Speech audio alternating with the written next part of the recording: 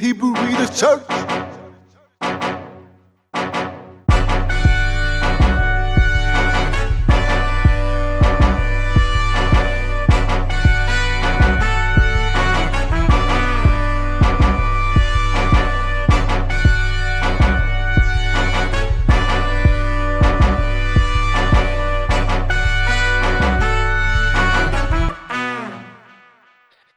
Welcome to Hebrew Readers Church. I'm your brother Kasafo. And I'm your brother Zakwa. We thank you all for joining us this Sabbath day, and we appreciate you all taking the time to check out the content on the YouTube channel and on the website, and taking the time to go through these different lessons of edification for helping us understand the things we need for our growth. Today, in continuation of understanding self-examination and truth, to see what we need to for our building in the faith of Yache Christ. Zakwa, you got anything before we get rolling? No, good, man. Praise Alahayim. All right. Now, let's get into what hinders us from seeing ourselves. All right. Covetousness. In desires or shame, helps let pride turn the heart away from seeking understanding to be prudent and not wanting to be honest to see the true self to change. If you read Testament of Judah, chapter 20, verse 8, if you don't have anything as yet, please. And they shall advance in evil, and covetousness uplifted. So seeing the scriptures is covetousness that gets a person lifted up in pride. All right. Let's confirm it's covetousness that gets lifted up. That uplifts in pride. Sirach 10 and 9, please. Why is earth and ashes proud? There is not a more wicked thing than a covetous man. For such a one setteth his own soul to sale, because while he liveth, he casteth away his bowels. Covetousness through lust helps lift a soul up in pride in the heightened sense of self, giving himself unto idols, not having empathy or compassion on the harm what he or she is desiring or doing that it will cause, as the covetousness will put him in fear and anxiety to fulfill his desire, or that he won't get to do it. All right. And the precept that we read is said, such an one set his soul to sale. So he's willing to do anything to get what he wants. It's not considerate of others. This is where idolatry comes in. Because while he liveth, he casteth away his bowels. There's no compassion for anyone when it comes to what he actually wants. All right. Can we talk about some ways how that can play out in real time so people can actually grasp the scriptures and not just muse over it? You definitely can. Do you have something in mind? I got a couple of examples. Let's say somebody wanted something, right? But they're not ashamed to lie, or to lie directly to the person's face, because there's no compassion. They're not thinking about loving their neighbor. It's just about fulfilling what it is that they want. That would be an example. Someone's willing to hurt somebody to get something that they want. That's another example. You got any, Casa? I do. Where it says, set his own soul to sale, and understanding this covetousness, giving our soul unto idols is like a selling of ourselves. We're selling ourselves into servitude, okay, unto another, because our soul wasn't created to serve idols. So an experience can be where the soul knows it didn't do what was right, but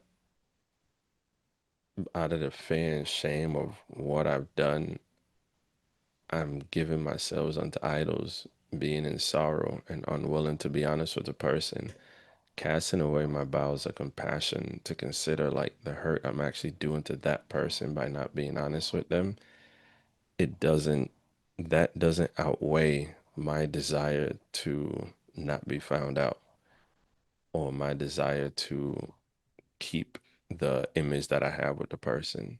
So that's an example of the covetousness uplifted, because it's the pride. There's humility would be honest and be willing to take the criticism and get understanding of what's needed to change. But covetousness, it's hypersensitive to criticism. It doesn't want to be critiqued, whether to be seen for what it's doing or to have to acknowledge what it's doing for fear of what can come with that. That's an example. Yeah. That's where a lot of people, where you start falling into other in Matthew, I forget what chapter it was. I think it's Matthew's, if I'm not mistaken, it's 17, where it talks about they bring forth seven other spirits worse than themselves when a man is swept clean and garnished. Because just like we're talking about covetousness, right? Hmm. Now it's gonna bring forth seven other spirits worse than itself. So now you're gonna start operating in deceit. You're gonna start operating in pride because covetousness leads to pride, right? Maybe anger. You know, whatever other spirits are gonna join, or they're gonna go get backup to technically take you down, where you're gonna end up being worse. The works you're gonna do is end up being worse than just the covetousness itself. And as we can see, that's usually how it happens. Because once you have that covetous desire and you don't want to be found out, you're gonna start doing everything in bad in idols works to actually cover being found out or not being honest or straightforward so that you can actually come out of it. You start covering the works of the idols with the works of other idols, and then you end up being in that situation.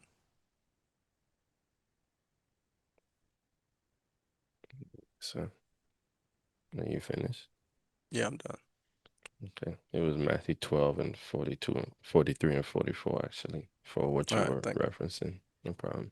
But not, but building on what you're talking about, that's why it gets to feeling like a overwhelming, because it actually is overwhelming. You're being overtaken by multiple spirits because one's covetous puts you in fear and shame. Wickedness operates in the fear. That's where the grievous thoughts comes in. What are they gonna say? What are they gonna think of me? You know, things like that. Or I can't do this. I can't change. Things like that. And wickedness is there. And then in order to lie to the person and deceive them and conceal things from one that you may call your brother, your friend, your sister, your husband, your wife, it requires, if you that lying requires jealousy and deceit to operate. So already there's a lot going on really quick. And that's why it can happen like it's like a they call it in narcissism a collapse. It's a downward spiral effect because the anger kept seeping in, the spirits seeping in, and it takes you down. All right.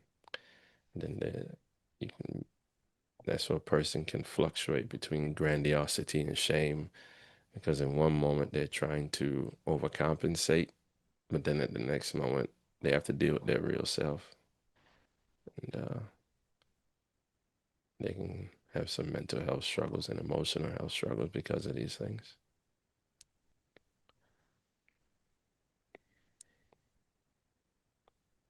Good at the moment. Yeah, I'm good. I ain't got nothing. Okay. Can you read so we can see how the covetousness puts the soul in fear and shame in Acts of Thomas 27, please? And greed puts the soul into fear and shame. You see, greed is referring to covetousness, the desire for something that doesn't actually belong to a person, right? And not being content with what they have causes covetousness, or is a product of covetousness. And it's a battle within once greed or covetousness enters. Shame by the lie that one hearkens to give into the desire, and the fear of not being able to fulfill the desire if you don't do it right in that moment, being greedy for the pleasure, if you will.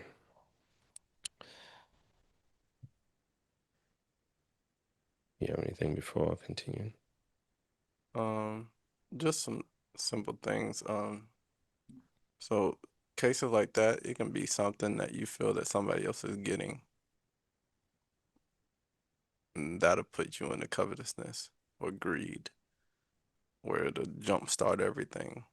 Um, it's just like Casa said, it usually is some type of jealousy or envy that that that actually starts the covetousness, or that it's a part of the covetousness. So you definitely have to watch out for that. Definitely being content with what you have, with what Alahayim gave you, and working with what you have, and not looking at what you may have had or what you want or what you desire, because those things all can lead you to falling into what we're talking about right now. I'm done, guys. Get into that because jealousy and vainglory actually speaks to help get this thing going, as we're going to see. Um, let's continue seeing what happens when covetousness is in the body, please. Being within the body, it seizeth upon the goods of others. So when in the body working, coveting and eagerness helps go fulfill the desire in haste, though it's forbidden. Then after one has done it, or gave into the thought of it at least, the shame of not wanting to be found out comes to tell the truth of what the thought was that one entertained or actually acted upon. Okay? If you don't have anything, continue, please. And it's under fear, lest if it restore other men's goods to their owner, to it be put to shame. Self-preservation of idols is what's happening here. The self-preservation of idols, not to be honest, because we also get to continue fulfilling our desires too. It's a toxic relationship that we are getting hurt in, but have a sense of pleasure being fulfilled because we also want what the idols want instead of being willing to put ourselves to shame because we are actually sorry. And it exposes the idols too, put them to shame by telling the truth, as they know we still love them if we are willing to cover for them as their enablers. This is where it said, Asher explained how the spirits of deceit operate, that for sake of a good name, they're willing to conceal the evil that someone else is doing because the way the spirits of deceit operate, they have pleasure in doing the evil and those that do it as well. So this is why a person in whatever they may be struggling with, whether in their mind or in their works, they're not going to be honest about it. Though they may not understand why they're not being honest, just giving you the truth according to the scripture so you can understand what's going on. They actually still have pleasure in what they're doing and they don't want to come out of it, or they could fear they can't come out of it because they may be believing lies. So not every person's outright like, I just love what I'm doing and I'm going to keep doing it. Sometimes they really are overtaken and blinded to what's actually going on, and there's some lie that they took heed to, that has them thinking outside of the simplicity of doing what the scriptures say so they can come out of it. Right? Hope I explained that well. You got anything else? Yeah, you explained it well, what you were saying. Yes, I do got something. We have examples of what you're talking about. Like, let's say somebody harmed somebody, right? Like somebody actually killed somebody in their life before, right? And they have that guilt that's weighing on them, or that doubt that they can't be saved or they can't change because of what they did. It's the same thing. Like, and on the lighter note, it'll be somebody that feels like they can't change. Whether it's like, I can't change, so I'm just gonna continue doing what I'm doing and covering it because I don't feel I can change. And it's the same doubt, it's it's the same sorrow that's keeping them there. Because if that sorrow and doubt can keep them there, then they're not gonna come out of it. In the spirit, the idols know that. So it does blind you where you can actually see straight. Like Casa was saying, you can actually see what's actually going on because of the guilt, because of the doubt, the sorrow. It's blinding. And you're like, okay, well, I can't come out of these things. I can't change. So what's the point? I'm just gonna continue in it and keep hiding it because I don't feel I can change. And that's a major part of it, especially when it comes to like jealousy, like we're going into right now. Because as far as jealousy, people are jealous about others when they feel like they have something that they don't. And that means that I can't change to work to get where, to work to get to a place where I feel good about where I am. And it's the same mindset. I can't change, so I'm jealous of what you got. I'm jealous of what you can do. But at the same time, they're not putting in the work to come to build in those areas. So they stay right where they are in that doubt, that sorrow, and with envy, the covetousness. Because jealousy, they just don't like that you're able to do it or you have it. So I'm not trying to do it myself because I don't feel I can, but I don't like that you're able to.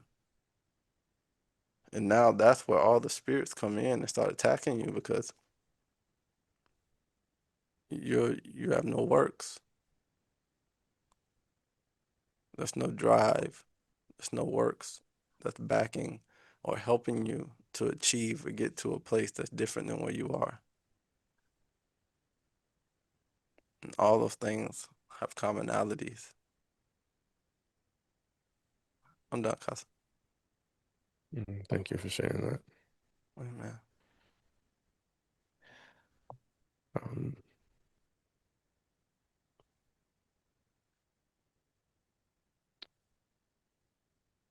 that example you gave about somebody harming someone, where they'll be ashamed to speak on it, that was good. And then the other side of the person who really just has pleasure in it, they'll know they did it and they actually like what they did.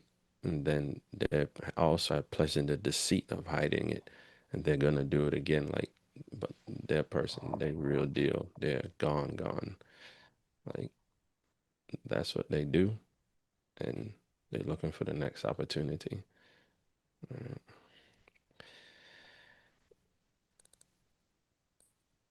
And then with the jealousy, I want to run this by you, Zachary. In differentiating envy and jealousy, right? because both of them don't come with good works, right? Like you were explaining. It's interesting. Jealousy seems like I'm not going to stop doing what I'm doing, but I don't like, but I'm jealous of what you get, that you're able to do what you're doing. Like, I'm not going to change, but I do hate you for what you're doing because you're doing better than me, or you're doing better than, you're doing well in general. Though I'm not gonna try to get any understanding to change and learn to do it, right? That's one part, possibly. But then envy, I see what you're doing and I hate that you're doing better than me. Instead of working on myself, I'm gonna start trying to act like you, which I'm not, I'm still not doing work for Alahayim.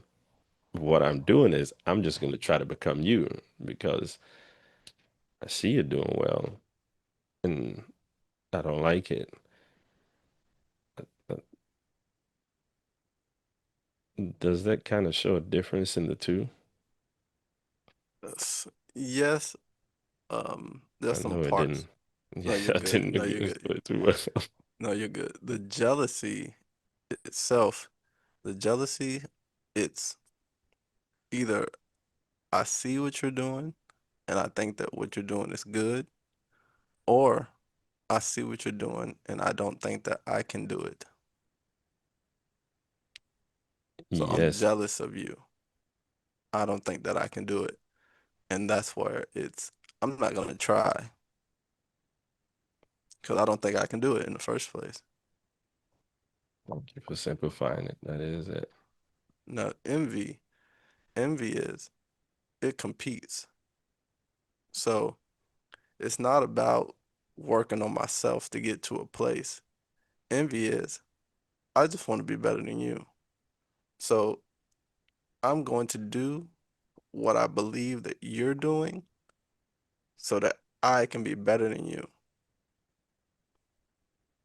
So they already have, as far as envy, it takes over the mind of a person, it takes the head of a person. So it's not seeing things in truth. It's not saying, okay, let me put in the work so I can do well too. It's no, I want to be better than you. And I have my perception of what you're doing and that's making you be able to do it.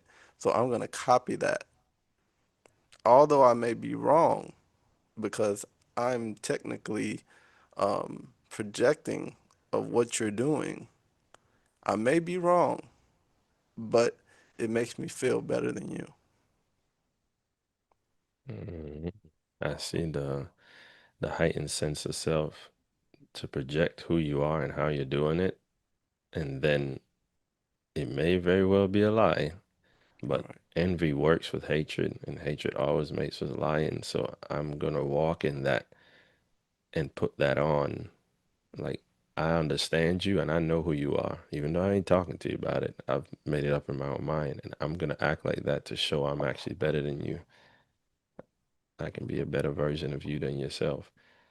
And right, it really shows the self-hatred, like to actually rather put the work in to become somebody else than love myself and become a better me.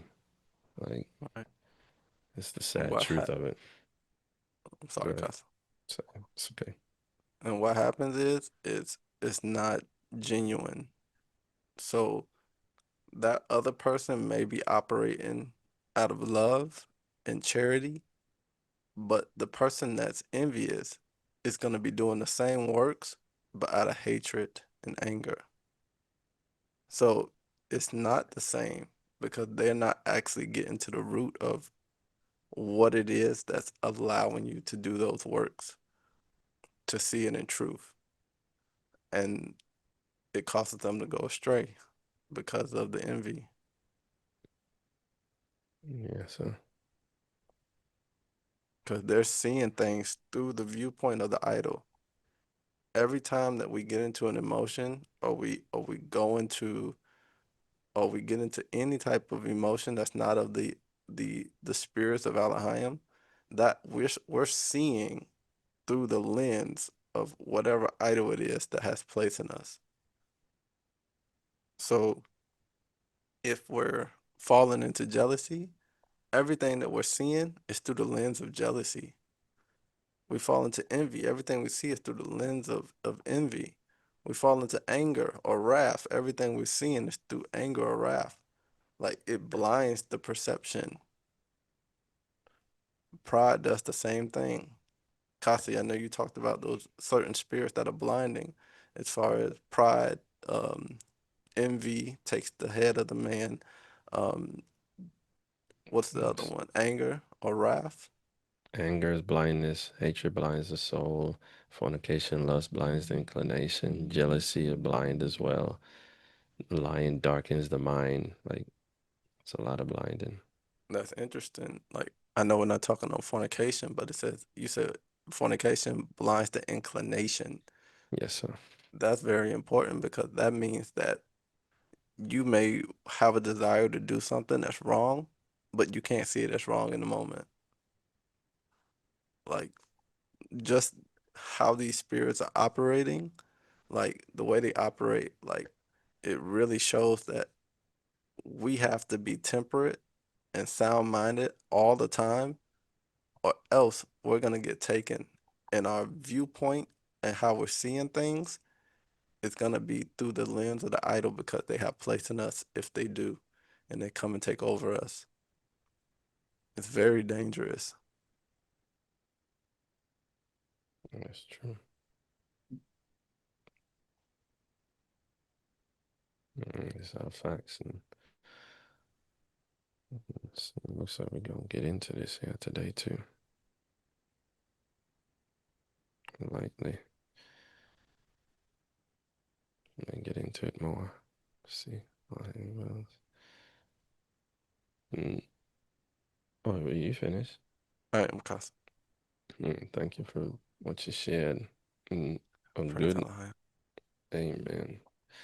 A good inclination, I mean, a good identifier of when something is being done out of the wrong desire, the evil spirits is an inclination, is that is for the gain or admiration or glory in the sight of others, or even for oneself to feel like one is better or good. Because Yache said he receives not, um, Yache said he receives not the testimony from man in John 5 and 34. And Benjamin spake about how the good mind doesn't receive honor or dishonor from men. And where a person is genuinely working in love, like Zach was talking about, they're doing it for Alahayim. It's not for the sake of being liked or being held in honor or seen as good by others.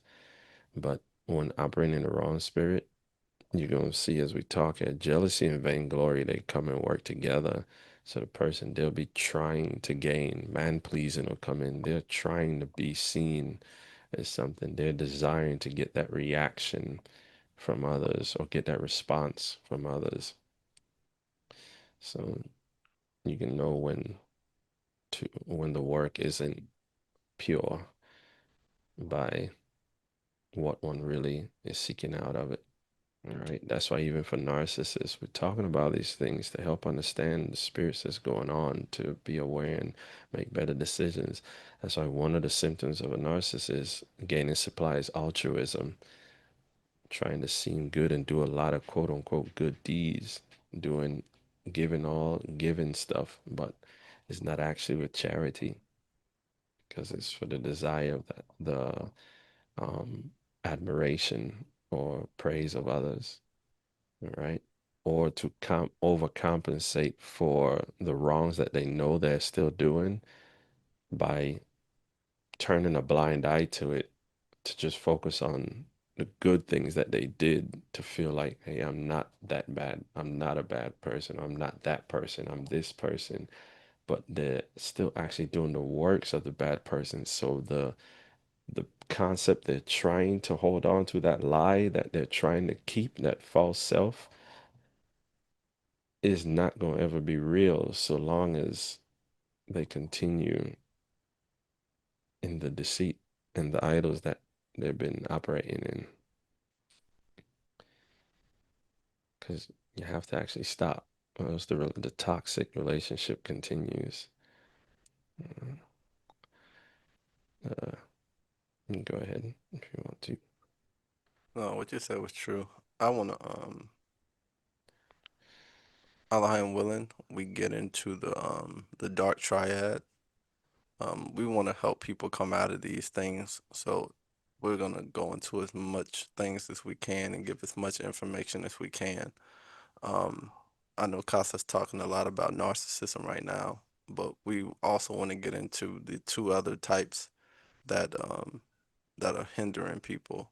One is Machiavellism and psychopathy. So we're going, Allah and willing, we get into these different things so that we can actually start addressing them and calling out their works so that everybody can have the understanding of how they operate and what's actually going on, just in case it may be something that you're dealing with that you haven't been able to pinpoint. Was that Machiavellism? Machiavellism. Yeah, I said that wrong. Okay. Machiavellism. Sorry. It's okay. I just remember there's a whole book about him and that whole stuff. Yeah. You want me? It's I'll give a brief description of it. If you Just don't mind. okay. Machiavellism is a personality trait characterized by manipulation, a cynical view of others, and a focus on self-interest and personal gain. People high in this trait are strategic and willing to exploit others, often through deceit, to achieve their goals. It is considered part of the dark triad of personality traits along with narcissism and psychopathy. The key characteristics are manipulation and exploitation. Individuals use charm, deceit, and intimidation to get what they want. The cynical worldview, they tend to believe others are also manipulative and see people as tools to achieve their own goals. Disregard for morality, they are often willing to lie, cheat, or break rules to achieve their own interests, believing that the end justifies means. Focus on self-interest, they prioritize their own needs and goals, particularly those related to power, status, and money over the needs of others. There's a lack of empathy. They often display a cold or callous affect, feeling little empathy for others and maintaining emotional distance. So people in Machiavellianism may prefer detached or short-term relationships and can be manipulative or emotionally abusive in romantic partnerships. So you see, they're moving for themselves. Yeah, so you want to do a summary of psychopathy? Yes, psychopathy. Is that how they say it? I say it right? I don't know if I said it right. I know, right? It said psychopathy is a personality disorder characterized by a lack of empathy, shallow emotions, and manipulation, antisocial behavior. It is considered a spectrum disorder with traits like impulsivity, grandiosity, and deceitfulness ranging in severity. Psychopathy is viewed as a neurodevelopmental disorder, meaning it emerges early in life due to a combination of genetic and environmental factors, and can be difficult to detect because individuals may appear charming and normal on the surface. So the characteristics and symptoms is a lack of empathy and remorse. So that's how you can identify it. A core feature is the inability to understand or share the feelings of others and the lack of guilt or regret for their actions. Manipulative and deceitful, individuals with psychopathy often use charm, lies, and manipulation to exploit others for their own gain. Superficial charm and grandiosity. They can be outwardly charismatic, but this masks a grandiose sense of self-worth. Impulsivity and irresponsibility. So we have differences that you can see. Psychopathy involves a tendency towards impulsive behavior and a failure to take responsibility for their actions. Antisocial behavior. This can include a disregard for social norms and conventions and a higher likelihood of criminal or aggressive behavior. So they'll transgress the commandments. They will. It's interesting the commonality between the two: charm, deceit, and the Machiavellianism was intimidation. And you can see the spirit of anger in that. And anger is a manipulator anyway. But the charm to put on, there's the deceit in trying to gain you. And if that isn't working, then outright deceit, trying to manipulate you, maybe through your emotions and such. And then if that isn't working, then outright intimidation, the real spirit shows itself outright, they get aggressive. Right. And if you've read the testament of Joseph, Joseph literally experienced that, to see that these spirits are real, and what is considered modern psychology and terminologies are really just ancient spirits being put in modern terms and understanding. Right.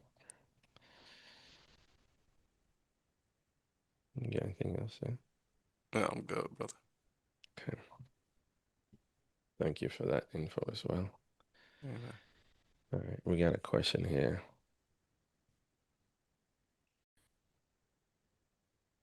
Oh, we had a question in reference to envy. Is that also secret competition? Yes, sir. One can get jealous and it would lead to envy, as it befell Simeon, and a person would be competing with another, designed to have what they have. All right. And we're going to get into that when we talk about these things. All right. Does that answer your question? Please let us know.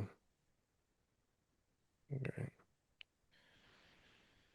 All right. Everybody following along so far before we continue, please let us know. If you got any questions, anything to grasp before we continue, please let us know. We're about to get into understanding these things. All right. Praise Alahayim. Now let's get into jealousy, as we're continuing this discussion about what hinders us from seeing ourselves. We're starting with jealousy. Well, with covetousness, yes. Like empathy, yes, which fornication and lust helps that. Not having compassion upon our neighbor, and hatred, not being willing to hear the commandments regarding the love for one's neighbor. Let's get into jealousy to see how she helps in this process. Jealousy helps blind us to give place to fornication's lust, being in competition with others, not wanting to be honest because we desire to be better than them. And confessing false will show that we aren't, rather than having the false image we are trying to portray to be better than we truly are. Can you read Testament of Simeon, chapter 2, verse 6, please? For in the time of my youth, I was jealous in many things of Joseph, because my father loved him beyond all. So I'm going into to see this ain't nothing new. And the scriptures do help understand how the things happen, how the spirits work. He was jealous because he desired that glory. The covetousness already entered. He wanted something someone else had. Okay. The spirits of jealousy and vainglory says things to you to get you lifted up in the heightened sense of self, where wrath wants to take you once you give heed to the evil speaking of the idols, to be cruel towards the person you are jealous of. All right. We're going to see in the scriptures jealousy and vainglory, they actually tell you things. Okay. To get you into pride, to get you into covetousness, well, to get you into hatred as well, so that covetousness can get stirred up. Okay. If you don't have anything, let's continue, please. You want to read the book? Thank you. Sorry. No, you good. Testament of Dan, chapter 1, verse 5 and 6, so we can see that jealousy and vainglory actually speaks to help get to the place, for example, where Simeon was. Okay. And I rejoice that he was sold, because his father loved him more than us. For the spirit of jealousy and vainglory said to me, Thou thyself also art his son. One's jealousy gets you, whether by herself to listen to her, as it befell Simeon, or other spirits like vainglory come to help repeat the evil speaking in your ear. It's going to carry over to fornication's lust to be exalted over someone else, as she teaches arrogance, because you covet it and the spirits can see that's what you want. All right.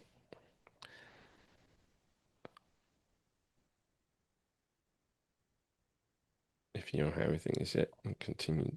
I'm trying to build this thing in Testament of Reuben 7 and 4, please.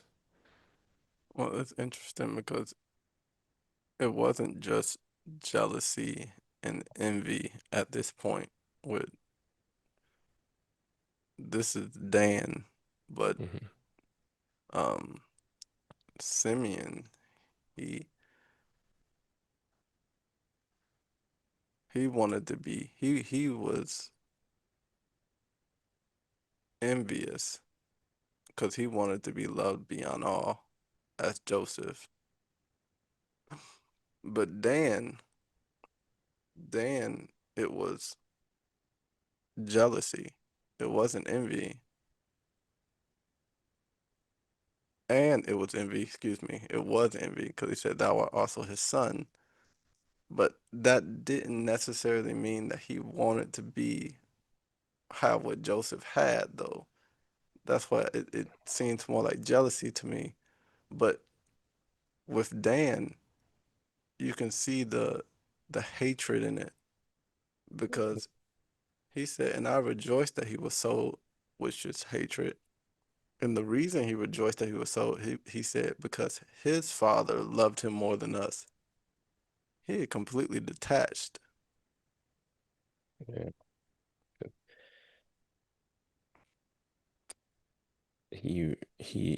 I do agree with you because Simeon talks about envy literally. So yes, jealousy, envy for him. Dan's jealousy was more so out of anger, which operates with hatred of heart to be envious. So you can see the different angles of it. Where you're right, it was a dissociation because he was angry already Mhm. about the whole thing, and he wanted them to suffer. Unfortunately, like, you get sold, that's good. I'm taking pleasure in that. And also because his father loved him more than us, dad is going to feel it too. You know, the reality of it. Like, he didn't feel like he belonged, essentially.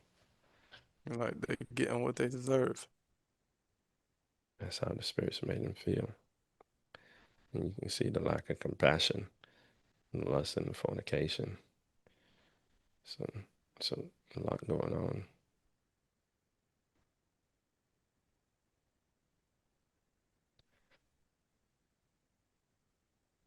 I'm ready when you are, cuz.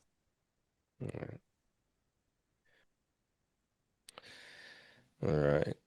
So, in continuation, as I was saying earlier, once jealousy gets you, whether by herself to listen to her or other spirits like vainglory or the different ones we were talking about come to help repeat the evil speaking in your ear, it's going to carry you over to fornication's lust to be exalted over someone else because she teaches arrogance. And that hatred that has gotten place loves arrogance because you covet it and the spirits can see that's what you want. All right. If you read Testament of Reuben chapter 7, verse 4, please. For in fornication there is neither understanding nor holiness, and all jealousy dwelleth in the lust thereof. Therefore, then I say unto you, you will be jealous against the sons of Levi, and will seek to be exalted over them, but ye shall not be able. This helps understand the scriptures showing how the process be going or can go. That jealousy gets you into fornication.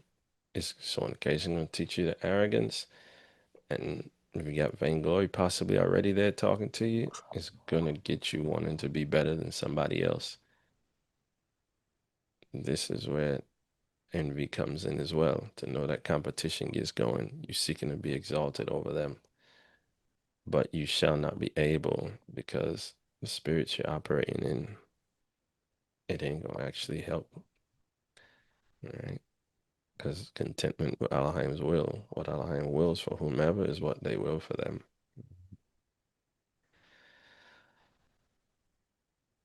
It's interesting because you're actually taking Alahayim out of the equation.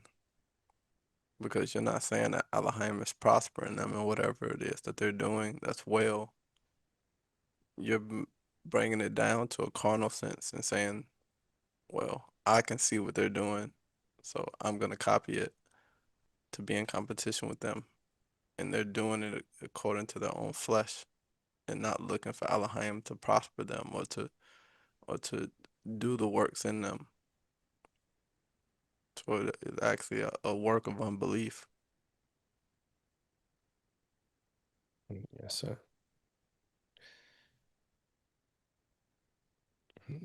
Envy has always been against Alahayim from the beginning. And that's why God was given to understand that when somebody prospers, pray for them to have perfect prosperity. Essentially relating to us to humble ourselves under the mighty hand of Alahayim, be content with what Alahayim is doing, and rejoice in what Alahayim is doing, that may his work be prospered in that person, instead of trying to take the matter in one's own mind, to let that heightened sense of self lift up like it ain't right, because it's essentially saying what Alahayim doing ain't right. I'm the one that should have that. As Satan said, I'm the elder in creation. He said he's the elder in creation. Like, he's the one that ought to be worshipped. The ways Alahayim ain't equal, basically. Like, it ain't right to give somebody else that. It should be for me. Hence, there comes a competition.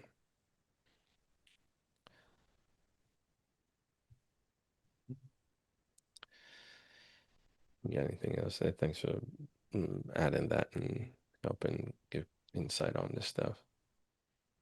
Praise Alahayim. No, I don't have none right now, though. All right.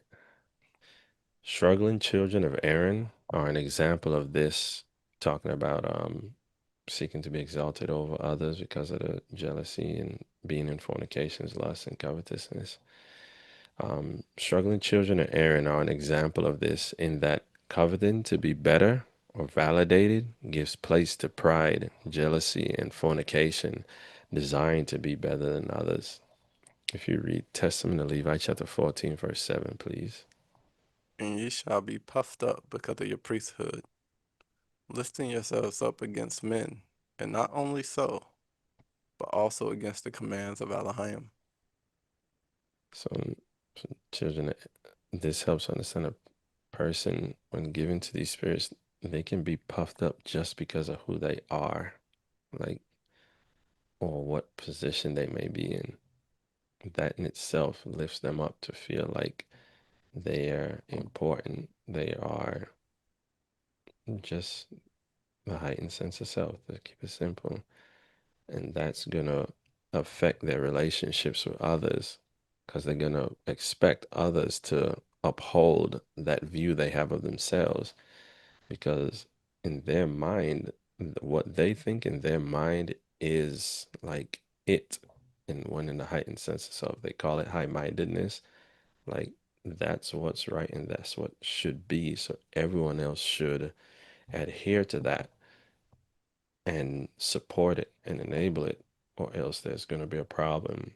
And this is why, when dealing with narcissists and such, if you don't align with their perspective that they've came up with in their mind, though it may not be scripturally accurate, it's going to be, they may have multiple arguments to justify why they feel how they feel, because anger justifies, wrath justifies. They've gone through processes in their mind, not understanding their heart into idols, because even fornication plots, deceit imagines evil.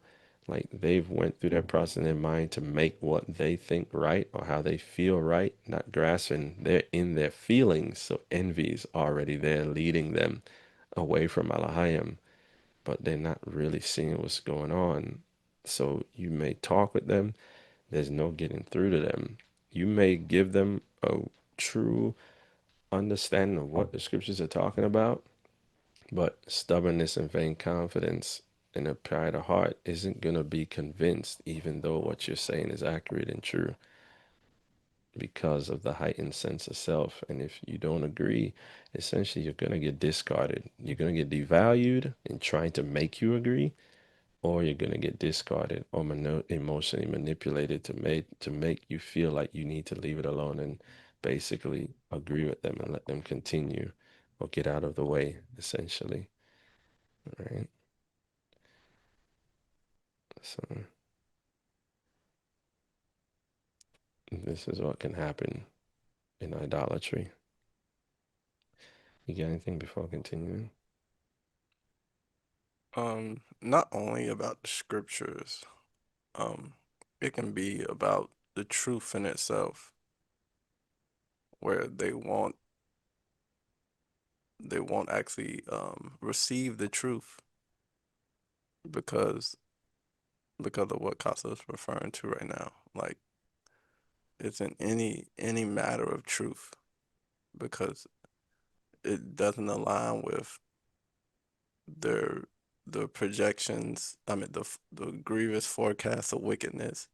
It doesn't agree with their viewpoint and envy. It doesn't agree with the different idols that they're listening to or hearkening to. So it can't be right. It don't make sense. Not understanding that they're in their feelings and that they're not gonna be able to see things in truth in their feelings. So yep, I'm with you, Casa. And we talked about it earlier in this lesson that pride and anger wasn't made for man. And what we're talking about here is to help you see the reality of how the pride and anger work. The heightened sense of self is lifted up in what it thinks, and the anger gives it its own peculiar vision, and it's in hatred or heart. So anybody that's not aligning with it, whatever the topic or subject or what's going on may be, you become an enemy.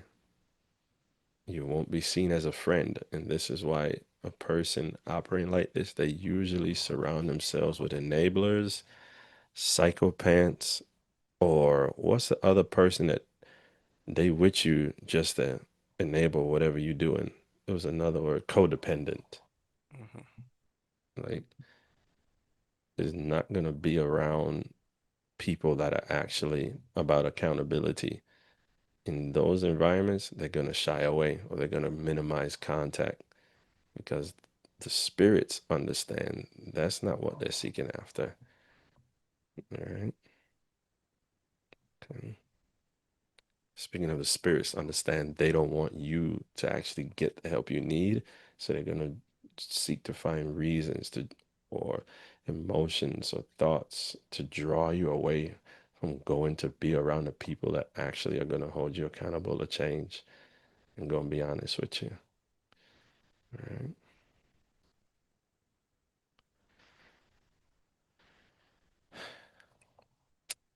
You have anything else before continuing? No, I'm good, Casa. Okay. So, unfortunately, operating in these spirits won't help to be better than anyone. Like Ruben said, you won't be able to be better or exalted. You won't end up being better than the person you're competing with because it's nothing in the commandments about first places, but the law is about humility and long suffering, being content with Alahayim's will and their gifts and prosperity they give to each person respectively for the edification and betterment of the body so we all can be saved. So that's for perspective to know, like, you see somebody doing well, you see somebody being given something, whatever they've received is for the help of others. Like, so it's something rather to rejoice and like praise Allah for giving that so we can get what we need. You know, may they prosper the person so we can get our help and we can be perfected and to see it as a sense of unity. All right. You got anything before I continue? Sometimes it's about seeing a better way that you may not see yourself. Alahayim may give that person that gift for themselves, of course, but that gift that they have in the way that they're walking is actually to help you have an example. So instead of looking at it like, oh, they have something that I don't, it's, man, Alahayim is gracious to allow me to be around this person so that I can actually learn something from them. That's humility, though. Like, you have to actually be walking in humility and seeing things from the lens of humility to actually be able to utilize the information in that way. But if it's just all about, it really shows your heart, because if it's all about just being better and being the best, then that's the way you're going to view it, is competition.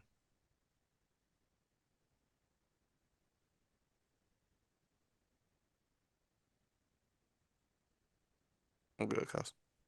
All right. Thank you for sharing that and giving the insight. All right. Mm. So once you give in to jealousy that was talking, she takes away sobriety and moderation.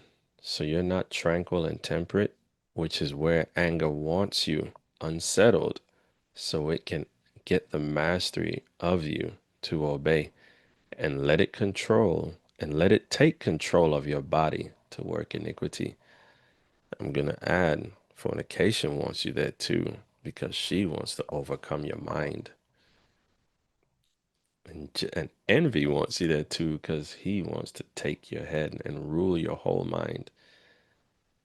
So you can, hopefully you can grasp if a thought, you hear a word or some thought is brought before you, some visuals, and it's making you start to feel like it's a bad feeling. Like it doesn't make you feel good.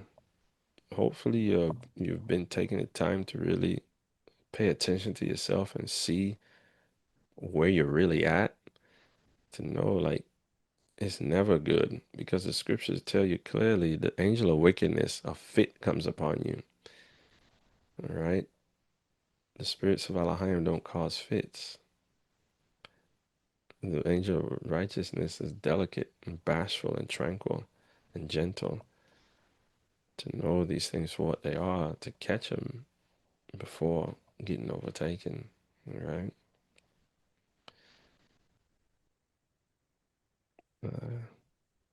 You got anything before I go? No, I'm good. Go ahead, cuz. Okay. Let's read how jealousy does what she does to take away the sobriety and set the soul up for anger. Testament of Dan, chapter 1, verse 6 and 7, please. For the spirit of jealousy and vainglory said to me, thou thyself also art his son. And one of the spirits of Beliar stirred me up, saying, take this sword, and with it slay Joseph. So shall thy father love thee when he is dead. He got stirred up because of his covetousness and jealousy. Hopefully you can see this now. All right, let's see what else happens. Please. Verse 8. Now this is the spirit of anger that persuaded me to crush Joseph as a leopard crusheth the kid. All right. So anger is behind the scenes trying to use whomever he can or whatever emotions he can to get the mastery over you, being in your emotions to blind you so you can't see right and you'll do evil thinking you're justified. All right, I'm about to get into this here. And before going into continuing this anger, one may wonder, like, it sounds simple enough, like Just catch the emotions, catch the thoughts, and don't give in to the bad ones. It is simply that. But what makes it hard is the pride, that heightened sense of self that we were talking about. Because in the mind, when in pride, one desires to, that one may have the feeling like what I think is important, or like it's held to a high degree. So if a thought comes, or imagination, because of that pride and that heightened sense of self, the person struggles to abase themselves to grasp like it's not their own thought. That's a process in itself to get to, if one's pride is really a struggle. And then there's the other part of how one feels, like the pride of feeling like how I feel is right. Like because of that heightened sense of stuff, like who I am when I think something or when I feel something, like it's almost like that has to be it. Like I can't be wrong because I'm me. Like I'm kind of embellishing it to try to give the to grasp like how serious pride is, and how it does make it hard to do something as simple as staying out of negative emotions, or not giving heed to thoughts that aren't actually from Alahayim, and taking the time to process things, because the pride keeps that person puffed up in themselves, and the wrath is there just getting them provoked by whatever word that comes. As it says in Proverbs 21:24, proud and haughty scorner is his name, who dealeth in proud wrath. Like, just for understanding, this stuff can be simple to come out of if you deal with that pride and get to the place of really seeing oneself truly, to know what it takes in humility to actually come out of it, because you're self-aware that you're not who you thought you were, and being content with who you actually are, to do the work to overcome that person, and not let that person or that false self continue to hurt you and hurt others anymore. You got anything before I continue? Yes. Um, what Costa said is very true. And if somebody is, if you know you're an emotional person, you have to be even the more careful and watchful of yourself, because that means that you can be taken by pride quickly, or you can be taken by wrath quickly. The only thing I would add is fornication, because fornication blinds the inclination, and that helps a person not be able to see things correctly, because they'll feel like they're right in their inclination, or however, whatever feeling they feel at first, they'll feel like that feeling is what's right, because it actually blinds the inclination. So definitely what Casa's saying is true. Yeah. And what you added, it ain't no joke, because self-will, which is a spirit of pride, is self-pleasing, and fornication operates in the love of pleasure. So once she's there, it's hard to grasp, because of how unfortunately, because of how it actually feels good, though it's not really good for the soul, being Well, blinded. it's interesting because it shows that where the fornication has place is that they have pleasure in being right. Yeah. That's why you'll hear people say, I'm not trying to be right. But when they say that, they're literally having to deal with the inward battle of wanting to be right, of the feeling of wanting to be right. That's why they had to say that in the first place.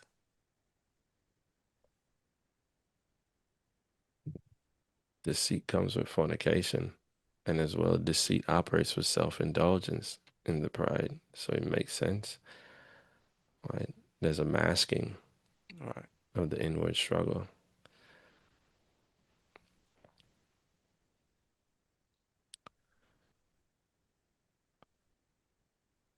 So hopefully this helps understand these things, to know what's actually transpiring, to take that time and stop. Because hastiness of spirit, hatred wants you to be hasty. Covetousness wants you to be eager, to just keep going and give in to the vain words that lying is given, to act like you're not in the overtaking that you're actually in, to keep going and brush over it. This is why it's really important to really slow down and be honest with yourself. Right?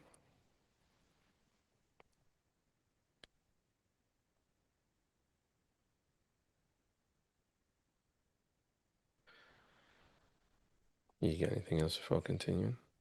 No, we can go ahead. All right. So continuing back to the jealousy and anger, using angers behind the scenes, trying to use whomever he can or whatever emotion he can to get the mastery over you, being in your emotions to blind you so you can't see right and do evil, thinking you're justified. All right. Testament of Dan, chapter 3, verse 1 and 2, please.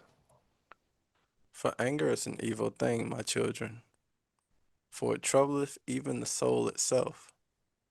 And the body of the angry man it maketh its own, and over his soul it getteth the mastery, and it bestoweth upon the body power, that it may work all iniquity. You see, anger isn't about tranquility and gentleness. The goal is to trouble your soul. Get that hatred in you so that she'll blind your soul and anger can have you. And once he gets you, he is going to make you do iniquity, whether in your thoughts, whether in your actions.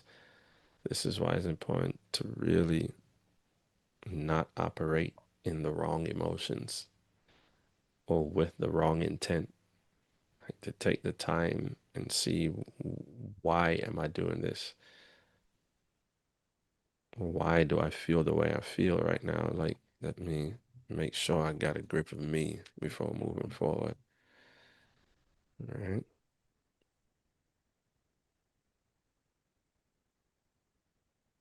If you don't have anything, I'm gonna continue. Um, the it's interesting because we're talking about anger, right? And usually when it comes to anger, like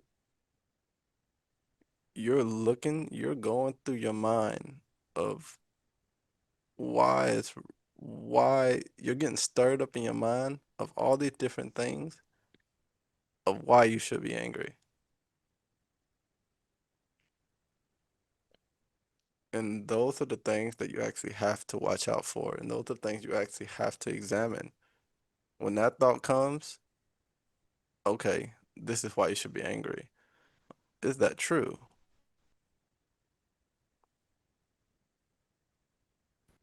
I know for me, there's no justification for being angry,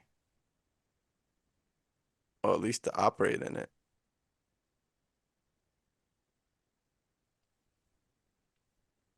So really having to examine yourself, like examine those thoughts, like,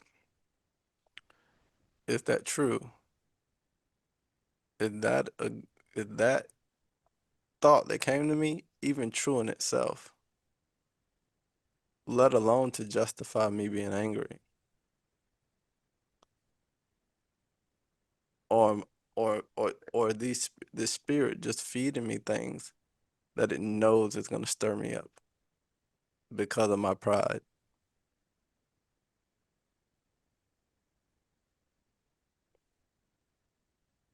Cause there They're smart. They're wise to do evil. So they know what to do and the things that's gonna trigger you, especially if they've been with you for a long time, because they're familiar with you. And you actually have to start changing that familiarity of doing things in the wrong way to doing things in the right way, so that the good spirits are familiar with you. This is why when we read in the Apocalypse of Paul, the angel of, which one was it that said, I want to know why I was so strange to you? I don't want to say the wrong angel. The Holy Helper. The Holy Helper. The angel was like, I'm gonna go to Alahayim because I want to understand why I was so strange to you. Because we never, that person specifically, that person never actually got familiar with doing good works. And the Holy Helper wasn't able to connect with him because there was never a relationship built. But the more we operate in these spirits, we're building a relationship. They're getting to know us, and we're getting to know them. We're learning one another. Though we may not understand each other to the fullness, or we may not understand them to the fullness, they're still learning us, and we're still learning them, although we may not understand why we're doing what we're doing. Like, even to this day, I mean, we're learning about anger, we're learning about pride and all these different spirits, but these are things that many of us been operating in since we were younger. Though we're just now getting the understanding of these things current day, we already been forming a relationship with them since we were children. Facts. We're the ones that's lacking the knowledge because they understand us better than we understand them because they're wiser to do evil than us. They know what they're doing. We're ignorant in many cases because we don't understand the full degree of everything that's happening or everything that we're doing.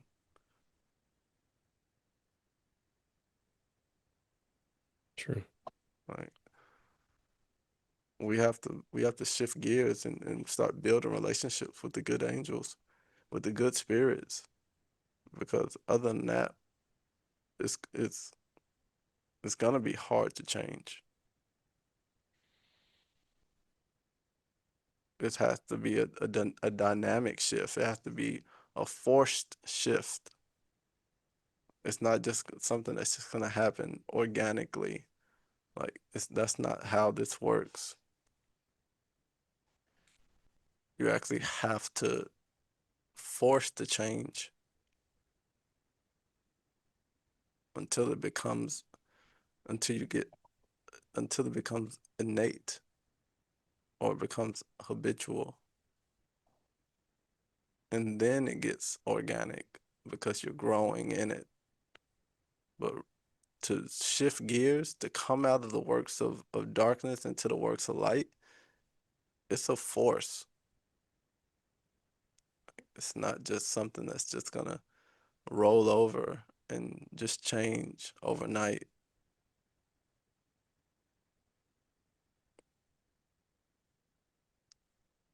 I'm good, cuz. Amen. What you said is true. May Alahayim do our Lord Yache prosper the work. Amen.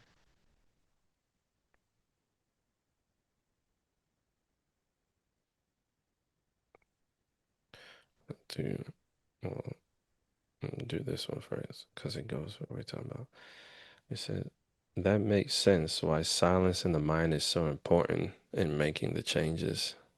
Yes, 'cause you can make a choice, and then you got to start working and knowing that idols, where they operate, is in confusion, unquietness in the mind.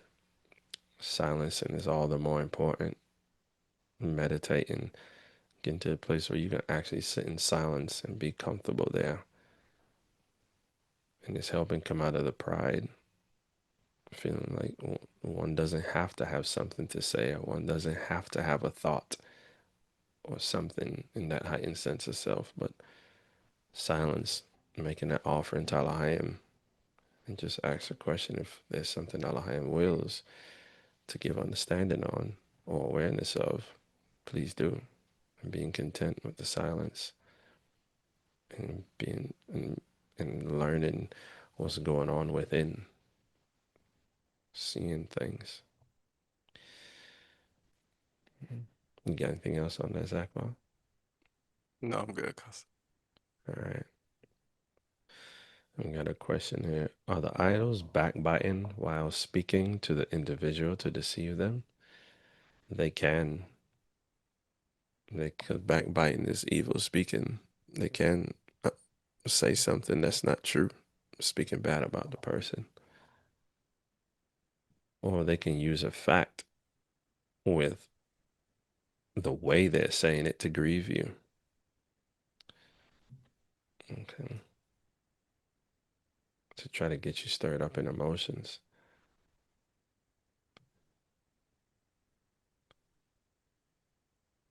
Because like I was explaining, they really do understand us and what they're doing, in that they study us.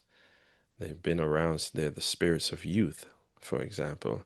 As Ruben talked about, they're around from when we're kids trying to overtake us. And sometimes we get overtaken unawares and we operate in it. It becomes a familiar spirit that we're operating in. And they themselves, just like fornication, she leads to plot against people. Evil spirits, they plot. They're spirits of deceit. They like the game. That's why there's a scripture that says you'll be had in derision with Beliar if you do, to show that they know what they're doing, and they enjoy seeing us get taken down. It says in um Testament of Reuben 4:7, for many hath fornication destroyed, because though a man be old or noble, rich or poor, he bringeth reproach upon himself with the sons of men, and derision with Beliar, where they're gonna laugh at you. When you left to deal with that shame after the pride got you, because pride cometh, then cometh shame, or when pride cometh, then cometh shame, they're gonna leave you right there to deal with it and laughing at you. Like, and the same thing when if you happen to die operating in their spirits, when you die, they're gonna reproach you and beat you, mocking you, because they got you. Right? So it really ain't no love at all in what they're doing. And they're ever learning and never able to come to the knowledge of the truth. They're just learning to manipulate. That's what they want to do. That's what they have pleasure in. To get an advantage over people, over creation, to get the creation judged. Yeah. You got anything else, Aqua? No, that's good. Okay. Does that answer your question, brother?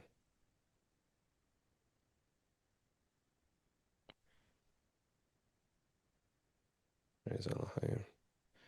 And again, all this is to understand how negative it is to give heed to them, to help with that change of mindset and change of perspective. Amen. Praise Yache. To see things as, like Paul, Zach was explaining about Paul, how he had to see sin as sin for himself, so that sin might appear sin, like to actually view it as bad enough to change. and not give into it. Okay.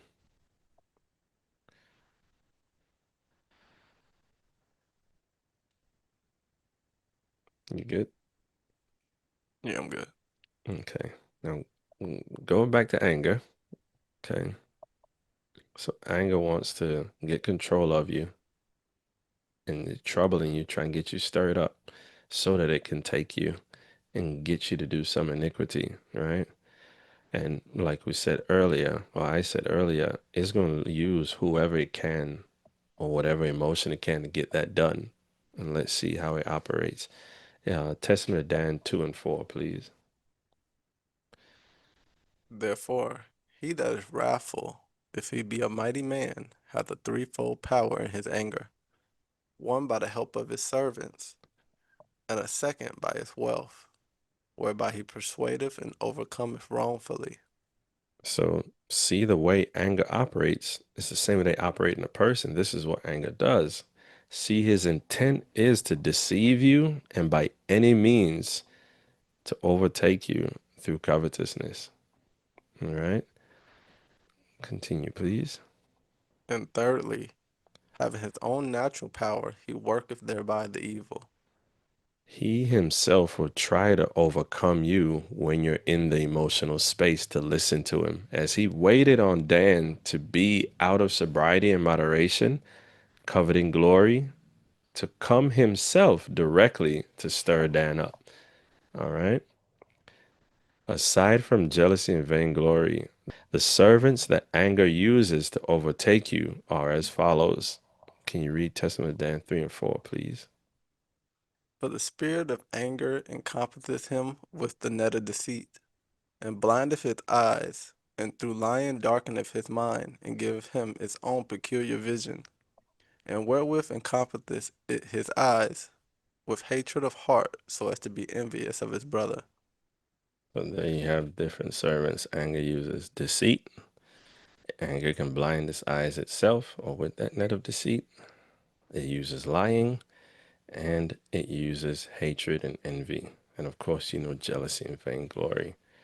All right. To understand anger, if it's using whomever or whatever to get the mastery, and if he gets control of our perception, because seeing he blinds the eyes and controls our soul to blind us, his works will look like this. Continuing Dan chapter 3, verse 3, then verse 5 and 6, please. And when the body does all these things, the soul justifieth what is done, since it seeth not aright. So when anger has got on in there, you'll justify the wrongs you do to yourself or others to make it right, or justified if it was wrong, because you're in your feelings, in that heightened sense of self, taking things personal, which wrath got you lifted up to do, so you could lie to yourself and others, not seeing yourself rightly to do what you wanted in self-will. Continue, please. And though the wrathful man be weak, yet hath he a power twofold of that which is by nature. For wrath ever aideth such in lawlessness.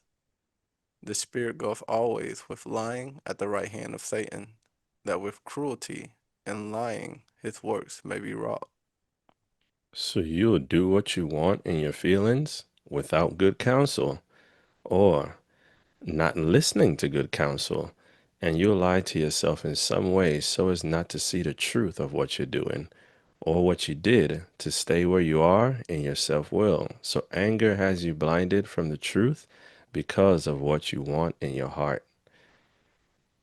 And when anger is taken over, these are the works of it, blinding us from seeing ourselves, yet we can know it by our works to see the truth of who is leading us.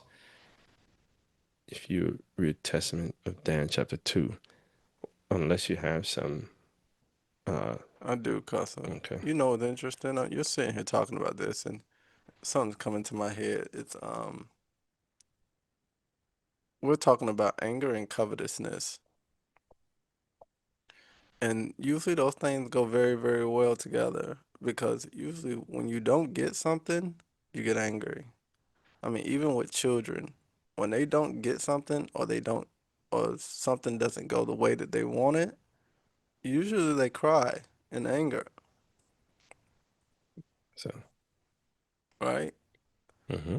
And it just is things are very straightforward with children because there's not deceit there, or there's not much deceit going on with children, where it's just very straightforward. Like, I wanted something, I didn't get it, I got angry and I cried.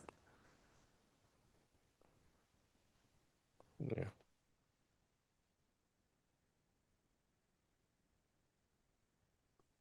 Like, I think we have to see ourselves in simplicity, and I think that's going to truly help us without us trying to lie to ourselves, deceive ourselves, to allow these idols to deceive us, or lie to us, where we start trying to make things more complex than what they really are,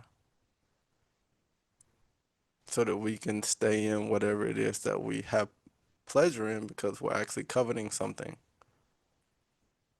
If we're actually honest with ourselves and being honest about what we're actually coveting, and to see things in truth, then we can see, hold on, okay, I'm actually coveting after something. I desire something. That's why I'm getting in my feelings about it. That's why I'm getting angry about it.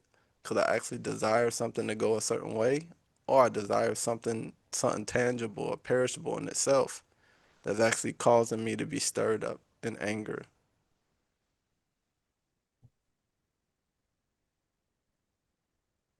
Yes,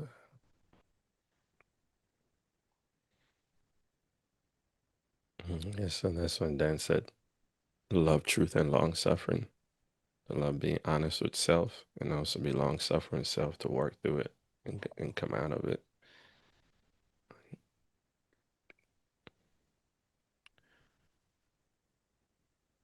Mm,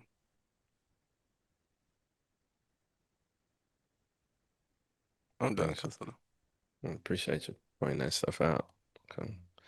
It's important to understand. You all remember that if you suffer loss voluntarily or involuntarily, be not vexed, because when vexation arises, the wrath of the lion. So you can know, just like what Zach was explaining with that child situation. They didn't get what they wanted. Wrath makes them desire that which is perishable, so they can get angry and start crying. And that's the same thing that happens to us, right? To know when we get in our feelings about something, our passions, you got to take that time to see what's going on here. What do I feel like I'm losing or not getting? It's essential. And reason or truth, like you talk about the accidents before, I'll take as good from Alahayim to reason, did I actually lose something, or did Alahayim just not want it for me? To make things in the right lens, to have the right eyes to see with the right perspective, to not be given over or to come out of the overtaking if one happens to be. All right, that's a good time to examine. Am I being content? Am I thankful and grateful for what I have? Am I thankful and grateful for the people that's around me to value them? Or am I taking the things that they're doing for me for granted? Or the way that they are, am I taking it for granted and just looking at what I feel like I don't have, though I have much that I'm not seeing? Like, it really all kind of goes back to being content and being thankful and grateful.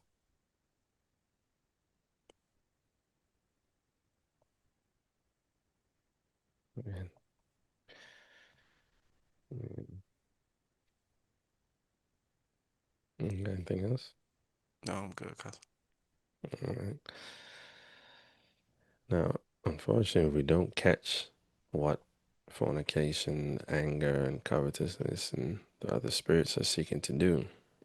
And anger gets in to change our perspective. It will show in our interactions. Can you read Testament of Dan, chapter 2, verse 2, please? For anger is blindness, and does not suffer one to see the face of any man with truth. For though it be a father or a mother, he behaveth towards them as enemies. Though it be a brother, he knoweth him not. Though it be a prophet of the Lord, he disobeyeth him. Though a righteous man, he regardeth him not. Though a friend, he doeth not acknowledge him.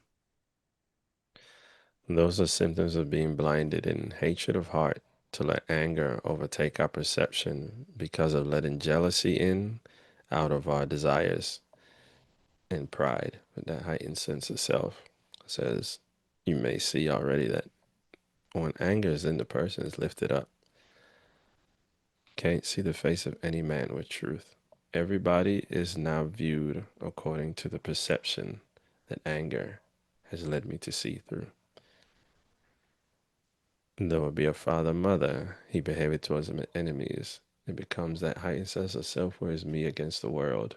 Everybody's against me. Everybody's doing something to me or has done something to me.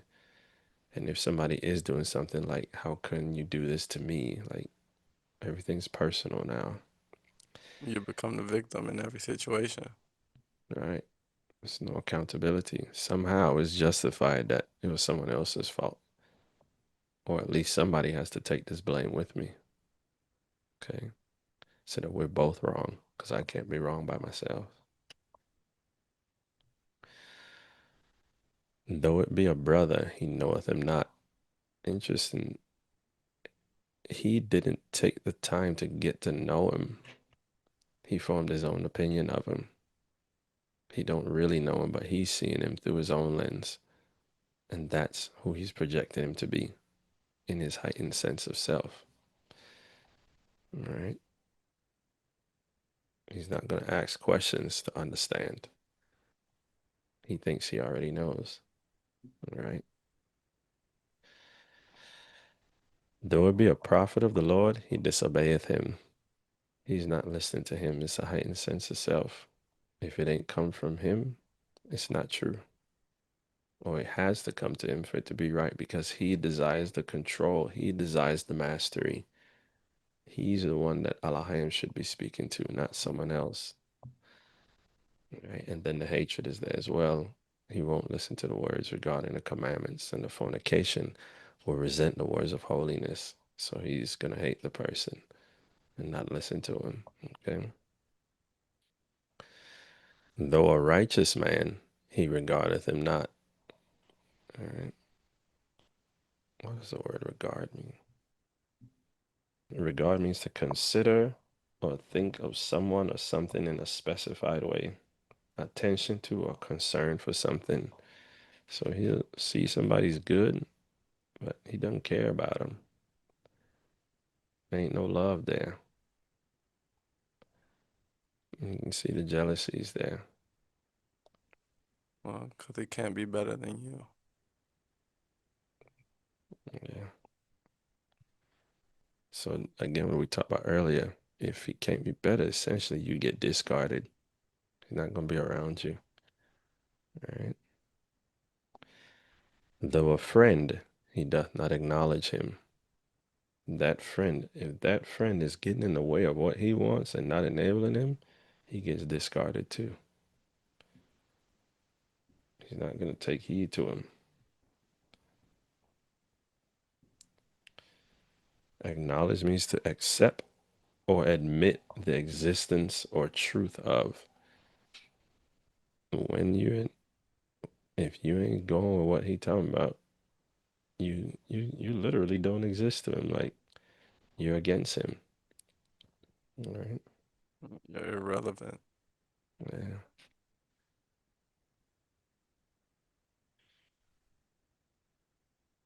And it also said, of a body of opinion, recognize the fact or importance or quality of. He won't appreciate you. And this is where the pride comes in as well, because he's essentially like a swine. You're only valuable to him when he needs something or wants something from you.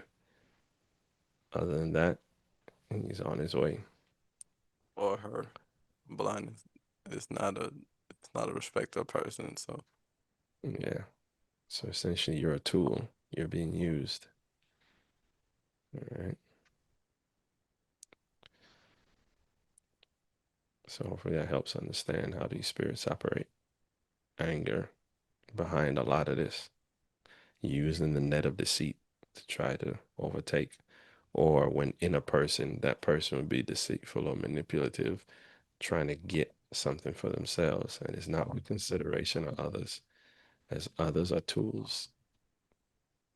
They're means to an end. Hence, when in narcissism, they struggle to form genuine relationships because they focus heavily on themselves, hypersensitive to criticism, and have a constant need for what is it? A constant need for, it's not validation. Forgot the word now. I remember. Machiavellianism. They're everybody is the same. They're projecting that everybody is the same as them or has the same mindset as them. So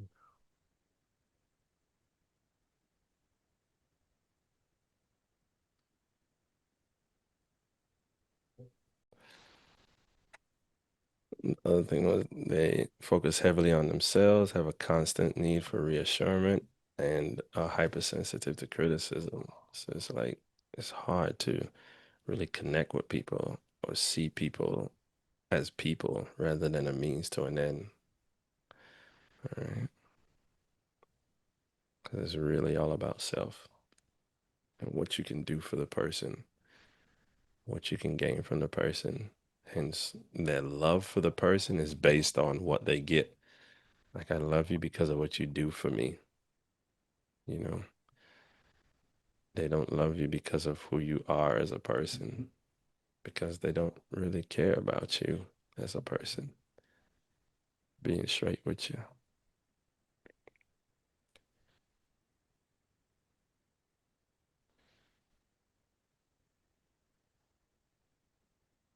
Got a comment here. The concept of a tool is interesting because once one is done using the tool, it gets put away, and you won't reach for the tool again until you're in need of it again. Yeah. And that's how Alahayim gets treated in this mindset, where we go off and go do what we want, and then when we get in a jam, we come crying onto the altar, asking for help to deliver us out of this, and giving empty promises, just like you can read the book of Judges to see, cry and ask Alahayim to save us from this captivity. Then once we get out of it, all right, we're good now. All right, back to what we're doing.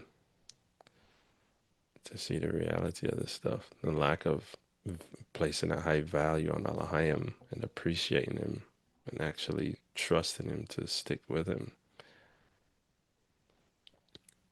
You got anything before I continue, Zakwa? yeah, I mean that's exactly what Alahayim said. He said, "How can you love Alahayim when you don't love your brother that's before you?" Like if I'm using my brother or my sister or a sister using the brother or other sisters as a tool, then you're not actually appreciating Alahayim's creation to actually love his creation. In that same way you're operating towards your brother or sister, the same way you're gonna operate towards Alahayim. And Alahayim's gonna become a tool, just like you stated in Judges. Whenever we got into a jam, we went to our tool. Like we didn't appreciate Alahayim's character. We didn't appreciate Alahayim for who they were and the qualities that they beheld. It was just where can it work for me? What can benefit me? And that's the mindset. So I'm with you. Thanks for that comparison, Brother Johnny. And thank you, Zakwa, for the edification. Yeah.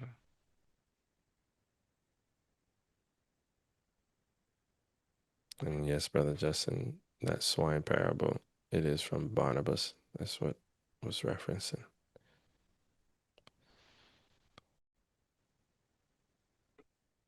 All right, so we have a question from Brother Justin. It says, so a narcissist needs to know someone thinks like them. Machiavellians already think that you think like them, and psychopaths don't care what you think. And technically, that's true because a narcissist is looking for reassurance. They're looking for validation.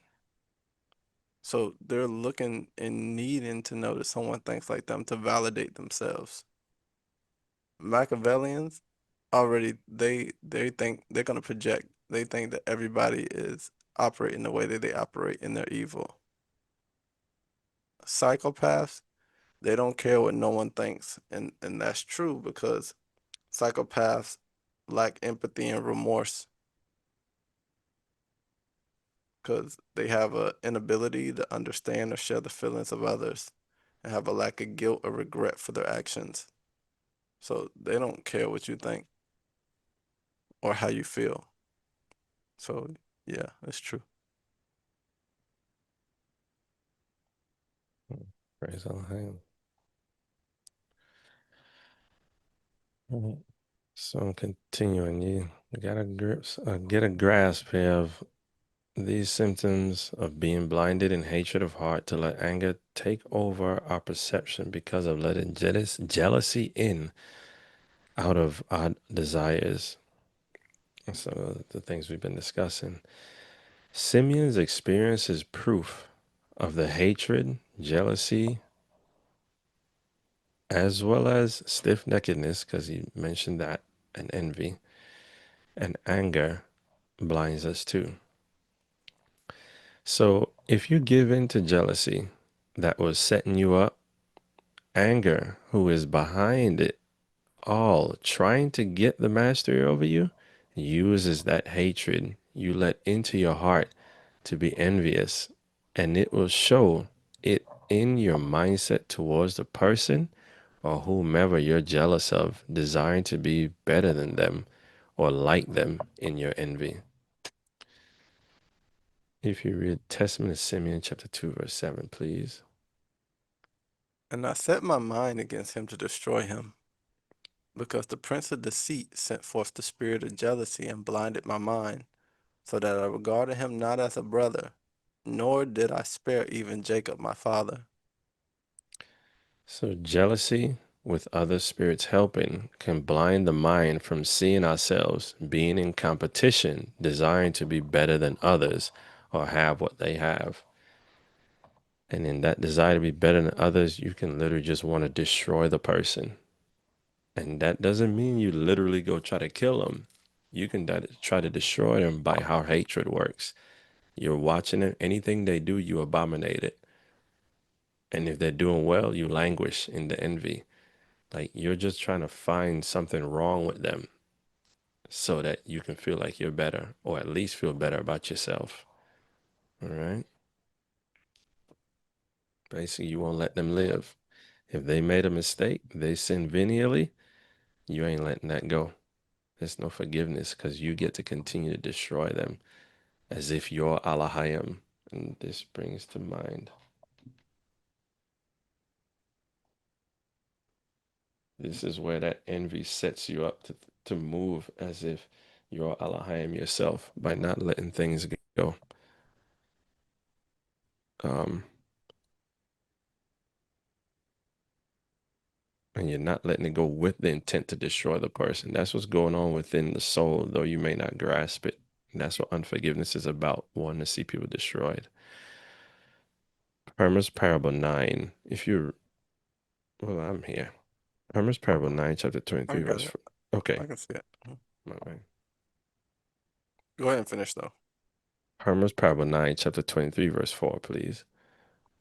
If Alahayim and our Lord, who ruleth over all things and hath the authority over all his creation, beareth no grudge against them that confess their sins, but is propitiated, doeth man, who is mortal and full of sins, bear a grudge against man, as though he were able to destroy or save him? I say unto you, I, the angel of repentance, unto as many as hold this heresy, put it away from you and repent.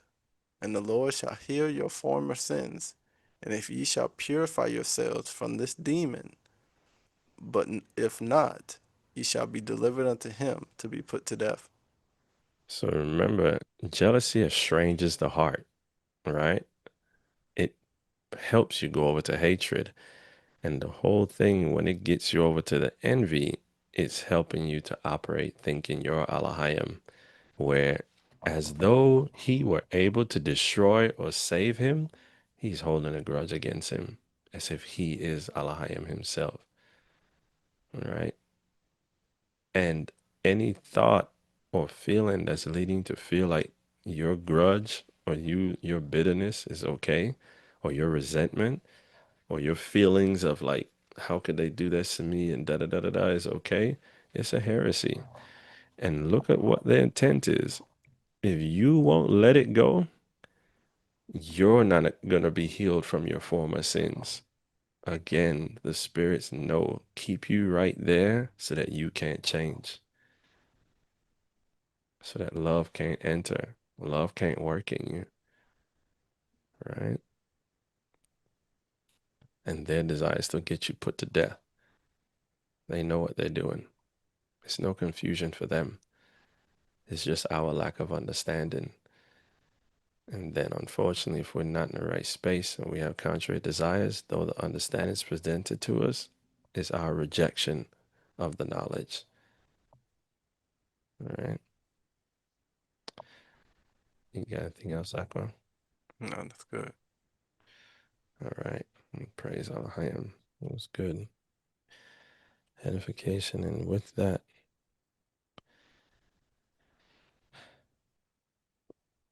we hope you all enjoyed this discussion today. We hope it was helpful in self-examination and building an understanding for seeing things in truth and also grasping what's needed to do to come to the light and come out of the darkness.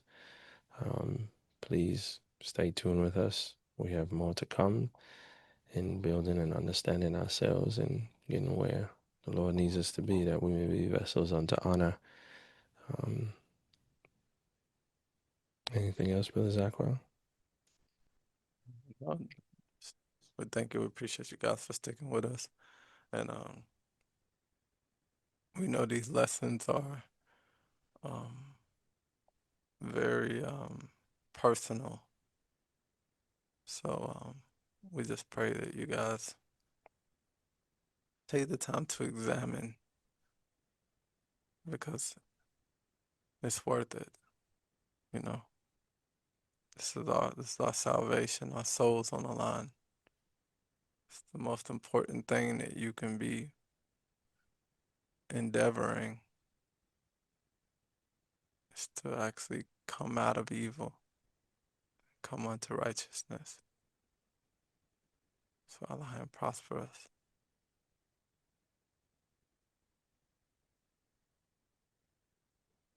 Amen. Please subscribe, share the content if it's helpful for you.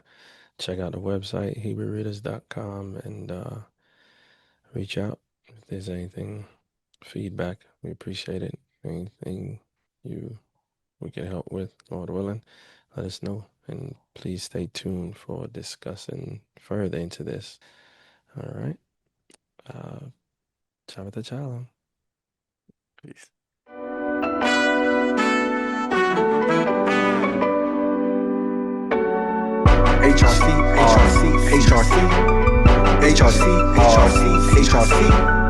Hebrew Readers Church.